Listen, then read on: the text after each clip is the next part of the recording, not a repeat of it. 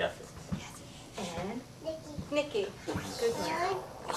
Every Saturday of the month from 11 a.m. to 2 p.m., the Coral Gables Museum and its cultural partners, Coral Gables Art Cinema and Books and Books, offer free family-friendly cultural events for Family Day on Aragon.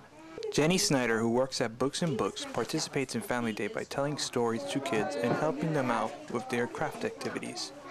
I think it is to get families out, let them know about the culture of Coral Gables, because right here we have the bookstore, the museum, and the cinema. And so just to try to get everyone engaged and aware of what we have and to have a good time.